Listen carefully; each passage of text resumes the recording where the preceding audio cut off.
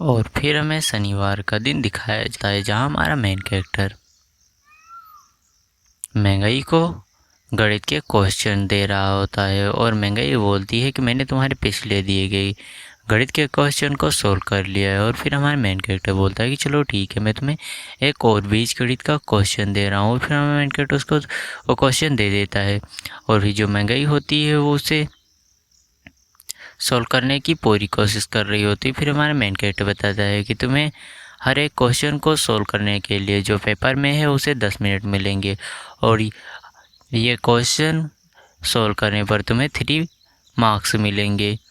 और फिर जो सुनकर महंगाई अपना मुंह फुला लेती है और फिर हमारा मेन कैरेक्टर बोलता है कि क्या तुम इस क्वेश्चन को सोल्व नहीं कर पा रही हो।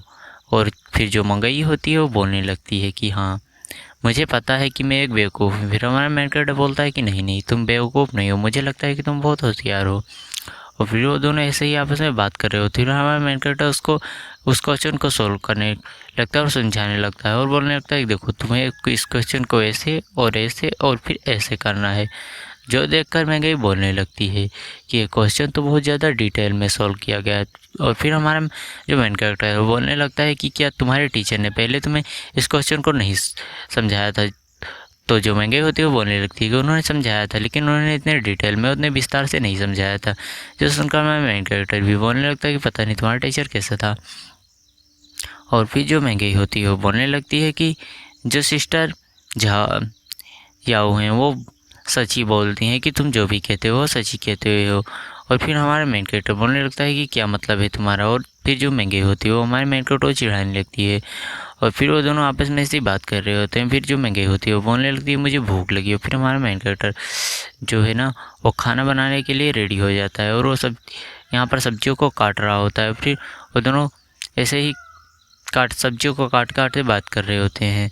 और फिर जो महंगाई होती है वो बोलने लगती है कि क्या तुमने पहले भी कभी ट्यूशन पढ़ा है। हमारा मेन कैरेक्टर बोलता है कि नहीं, ये मेरा पहली बार है। और फिर जो हमारा मेन कैरेक्टर है वो खाना को बना लेता है और जो महंगाई होती है उसे टेस्ट करती है और उसे वो खाना काफ़ी ज़्यादा पसंद आता है। और खाना खाने के बाद में हमारा मेन कैरेक्टर जाने के लिए रेडी होता है कि तभी एक मैसेज आता है जहाँ पर उसे महंगाई जो होती है वो बुलाकर दिखाती है और उस मैसेज में लिखा होता है कि जो हमारा मेन कैरेक्टर है उसने 1 महीने में थीमिस को 9 अध्याय अपलोड किए और ये जो हमारा मेन कैरेक्टर है ये थीमिस विषय के लिए एक कैंसर है। जो देखकर हमारा मेन कैरेक्टर काफ़ी ज़्यादा भड़क जाता है और बोलने लगता है कि ये लोग मेरे साथ ऐसे कैसे करते हैं। और फिर हमें दूसरे दिन का सीन दिखाया जाता है जहाँ हमारा मेन कैरेक्टर जहाँ पर उसने थीमिस विषय को अपलोड किया था वहाँ पर उसके नीचे जो कमेंट आता है उसको पढ़ रहा होता है, जहाँ पर उसको कमेंट में काफ़ी ज़्यादा भर भर के गालियाँ मिल रही होती हैं। और फिर हमारा मेन कैरेक्टर प्रोफेसर टैंग को कॉल करता है और फिर वो प्रोफेसर टैंग से मिलने के लिए चला जाता है। और प्रोफेसर टैंग जो होते हैं बोलने लगते हैं कि मुझे पता है कि तुम किस मुसीबत में हो और पहले तुम मुझे ये बताओ, क्या तुमने उन सभी थीम्स को खुद ही लिखा है। और फिर जो हमारा मेन कैरेक्टर होता है बोलने लगता है कि हाँ, उस थीम्स को मैंने ही लिखा है और इसमें मैंने काफ़ी ज़्यादा मेहनत की है, मैंने काफ़ी ज़्यादा रिसर्च करने के बाद ही उस थीम्स को लिखा है। और अब कुछ लोग हैं जो मुझे बदनाम करने की कोशिश कर रहे हैं। जो सुनकर प्रोफेसर टैंग बोलने लगते हैं कि कोई बात नहीं, इसमें मैं तुम्हारे साथ हूँ और मैं तुम्हारी इसमें पूरी मदद करूँगा। मैं एक अध्यापक होने के कतार अपने स्टूडेंट को ऐसे ही किसी को बदनाम नहीं करने दूंगा।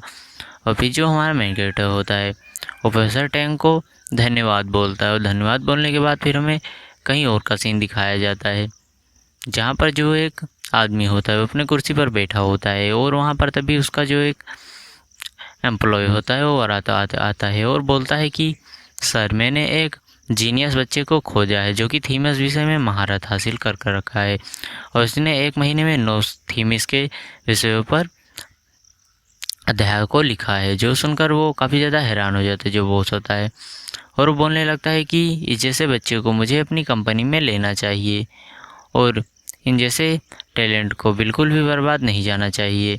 अच्छा हुआ कि हमने इसे खोज लिया, नहीं इसे दबा दिया जाता।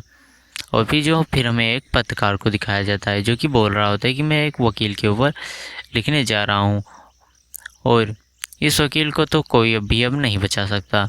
और फिर वो लिखने लगता है, उसमें हमारे मेन कैरेक्टर के बारे में भी लिख रहा होता है और वो इन सभी चीज़ों को लिखकर डाल देता है। और उसने हमारे मेन कैरेक्टर के बारे में बहुत ही ज़्यादा ख़राब लिखा था, इसलिए वो मन ही मन सोच कर काफ़ी ज़्यादा खुश होने लगता है